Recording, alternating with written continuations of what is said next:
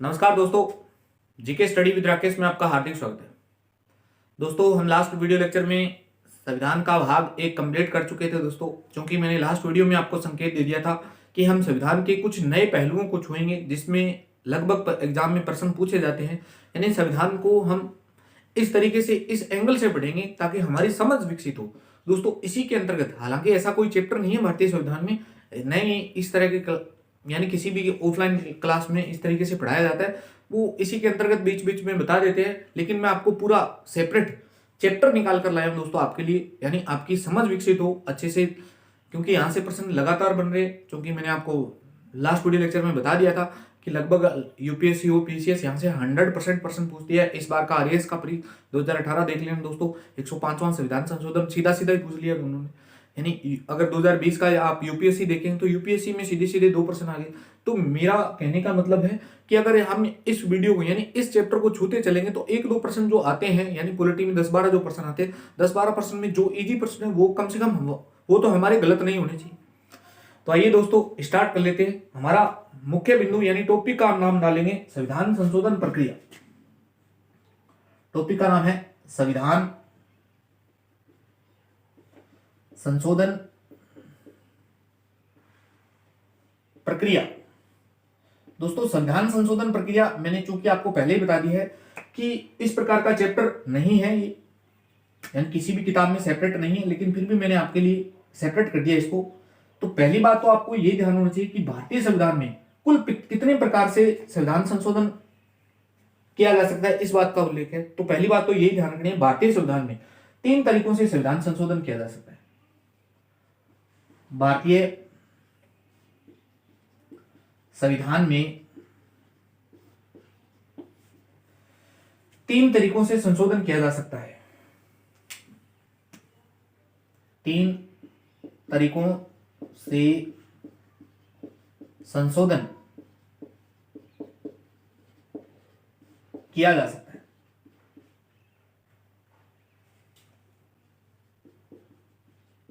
यानी अगर प्रश्न यह है कि भारतीय संविधान में संविधान संशोधन की कुल कितनी प्रक्रियाओं का उल्लेख है, तो भारतीय संविधान में संविधान संशोधन की 3 प्रक्रियाओं का उल्लेख है दोस्तों। कौन कौन सी 3 प्रक्रियाओं का उल्लेख है दोस्तों? तो पहली प्रक्रिया है जिसका नाम है दोस्तों सामान्य बहुमत। सामान्य बहुमत 2-3 दिन से लगातार चर्चा कर रही है दोस्तों। तो सामान्य बहुमत क्या होता है ये हम जानेंगे दोस्तों। दूसरा है दोस्तों जिसका नाम है विशेष बहुमत। विशेष बहुमत ये क्या होता है इसको हम जानेंगे दोस्तों। और तीसरा होता है दोस्तों विशेष बहुमत प्लस आधे राज्यों का बहुमत।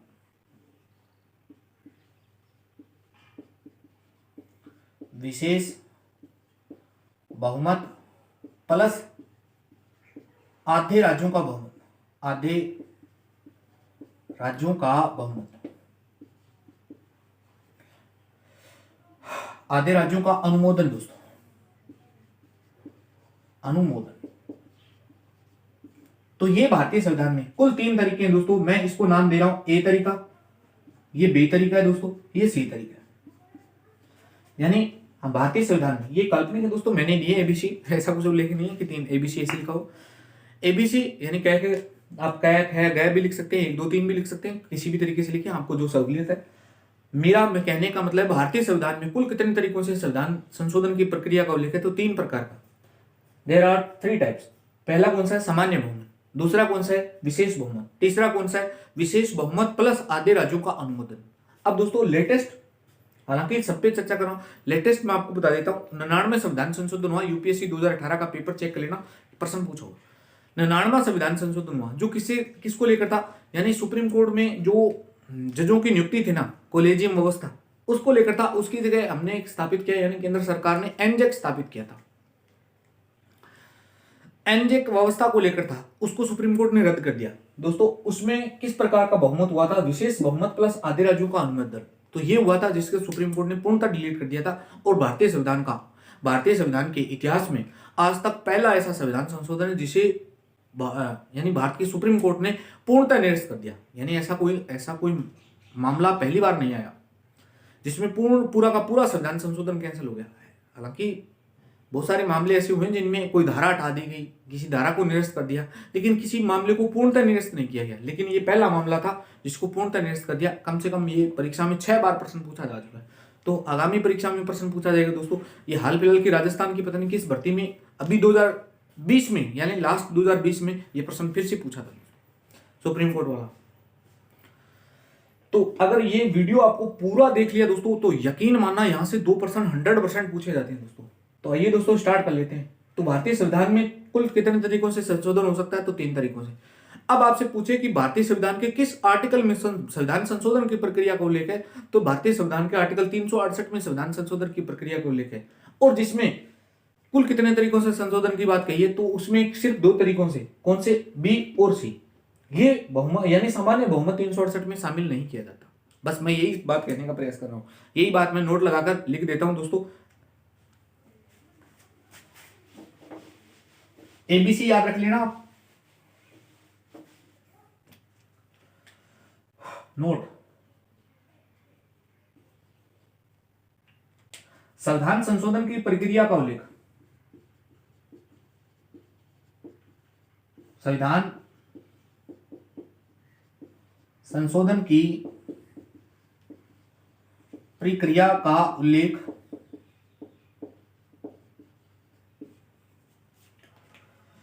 अनुच्छेद 368 में उल्लेखित है। अनुच्छेद 368 में उल्लेखित है।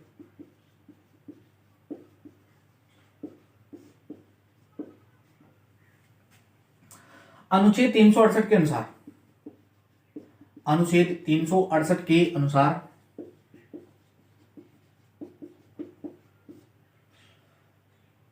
संविधान में 2 प्रकार से संशोधन हो सकता है।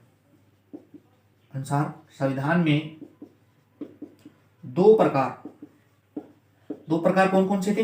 बी प्लस सी। बी प्लस सी मतलब विशेष बहुमत होता क्या है, चर्चा करूंगा। विशेष बहुमत के अलावा विशेष बहुमत प्लस आधे राज्यों का अनुमोदन, आधे राज्यों का अनुमोदन,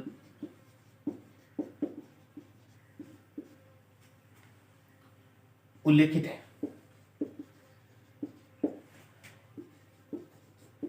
अब दोस्तों ये सवाल बहुत बार प्रश्न पूछ लिया जाता है कि भारतीय संविधान के किस आर्टिकल में संविधान संशोधन की प्रक्रिया का उल्लेख है? तो 368 में उल्लेख है। कितने प्रकार का उल्लेख है? 2 प्रकार का। कौन सा? बी और सी, यानी विशेष बहुमत प्लस विशेष बहुमत। दूसरा कौन सा है? विशेष बहुमत प्लस आधे राज्यों का अनुमोदन।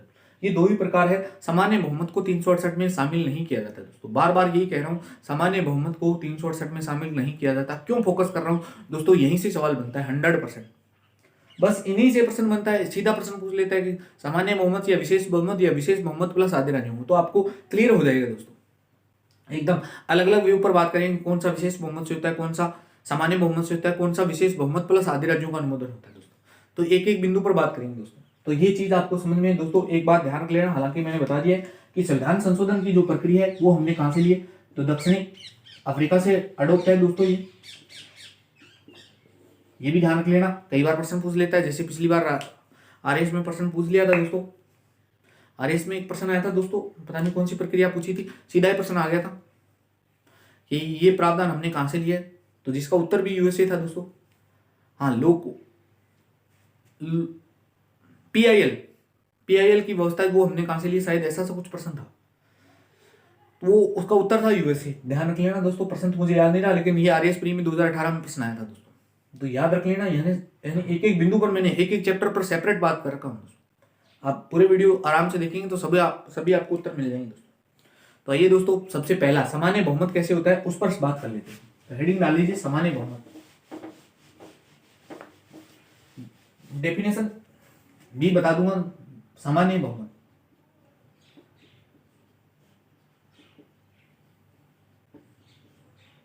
सामान्य बहुमत कहते किसे हैं दोस्तों? सामान्य बहुमत का मतलब किसी भी सदन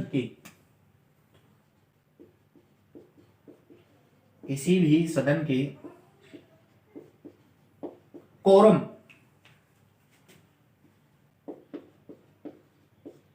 या इसी को कहते हैं गणपूर्ति। गणपूर्ति की संख्या कितनी होती है दोस्तों? 1/10। यानी किसी भी सदन का 1/10 भाग तो उपस्थित होना। पूरा होने के बाद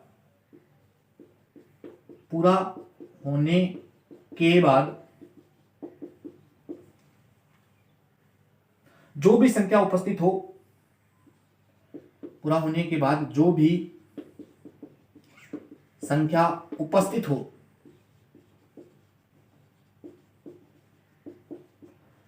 उसका बहुमत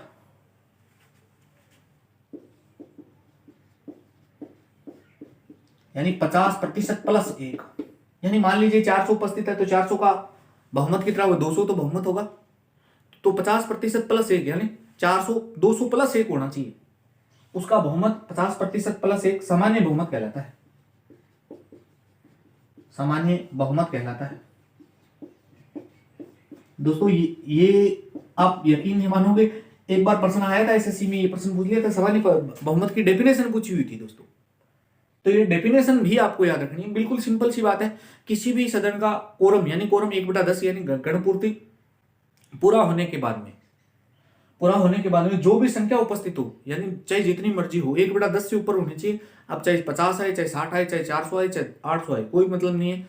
उसका बहुमत, उसके बहुमत का मतलब 50% प्लस 1 होना चाहिए। बहुमत यानी 400 का बहुमत कितना होगा अभी? 200 प्लस 1 होना चाहिए, यानी 201 होना चाहिए। 201 सदस्य एक पास है तो उसका बहुमत हो जाएगा, सीधी सी बात है। अगर वो होता है तो उसे क्या कहते हैं? तो सामान्य बहुमत कहते हैं। आई होप ये डेफिनेशन आपको समझ में, अगर डेफिनेशन समझ में नहीं है तो इसको मैं प्रैक्टिकली समझा देता हूं दोस्तों। दोनों सदनों की जो सदस्य संख्या उसको आधार मानते हुए, यानी ये हमारी संसद है,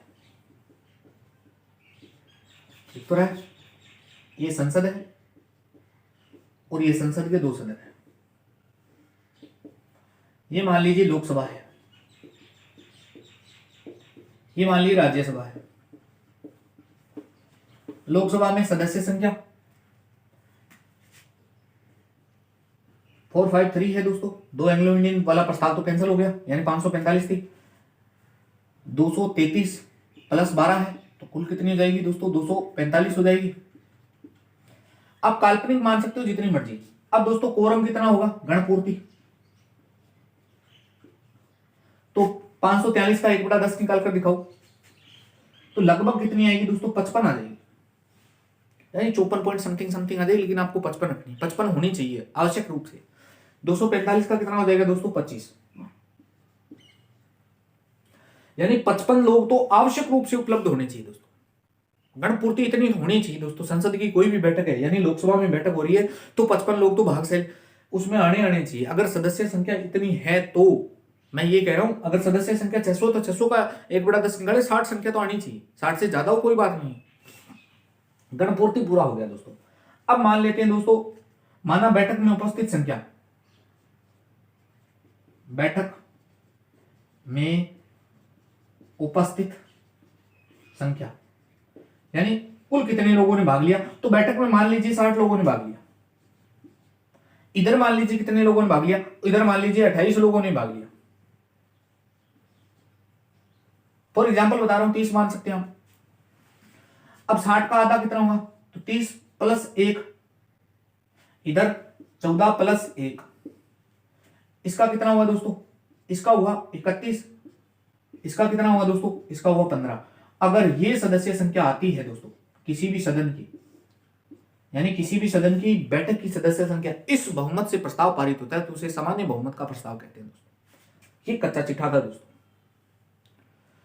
यानी यह बहुमत है तो विधेयक पारित हो जाएगा, सीधी सी बात है। आई होप अब तो आपको पूर्णतः क्लियर हो गया दोस्तों। यानी सामान्य बहुमत क्या होता है, यानी लोकसभा 543, गणपूर्ति 55 हुआ। 500 जितनी मर्जी संख्या रख सकते हैं, ये तो मैंने वास्तविक संख्या रखी है दोस्तों। तो आई होप ये समझ गए होंगे। बहुमत कितना होगा दोस्तों? ये बहुमत है, बहुमत 31। इधर कितना होगा? 15 होगा। ध्यान रखना 14 बहुमत नहीं होगा, 50% प्लस 1 होना जरूरी है बहुमत के लिए, ये ध्यान रख लेना बार बार। अब दोस्तों बात कर लेते हैं कौन भारतीय संविधान के कौन कौन से ऐसे प्रावधान है जिनमें सिर्फ और सिर्फ सामान्य बहुमत की आवश्यकता है। सबसे मेन बिंदु यानी एग्जाम के दृष्टिकोण से वेरी वेरी इंपॉर्टेंट तो यही है दोस्तों। भारतीय संविधान के निम्न प्रावधानों में भारतीय संविधान के निम्न प्रावधानों में सामान्य बहुमत की आवश्यकता होती है। तो वो कौन कौन से ऐसे प्रावधान हैं? तो दोस्तों, हालांकि मैं सब पर चर्चा कर चुका हूं, तो पहला प्रस्ताव तो यही दोस्तों, किसी बाहरी प्रदेश को भारत के राज्य क्षेत्र में मिलाना, राज्य क्षेत्र में मिलाना। इसके लिए कौन सा प्रस्ताव है दोस्तों? सामान्य बहुमत। नए राज्य का गठन, नए राज्य का गठन, नए राज्य के गठन के अलावा दोस्तों सीमा में परिवर्तन, यानी किसी राज्य की सीमा में परिवर्तन, परिवर्तन में कमी या वृद्धि दोनों चलेगी।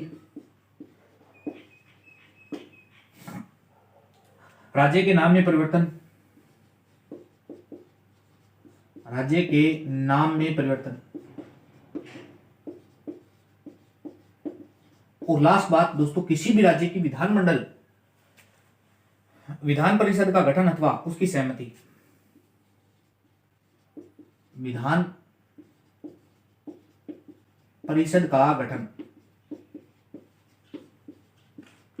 अथवा उसकी सहमति, अथवा उसकी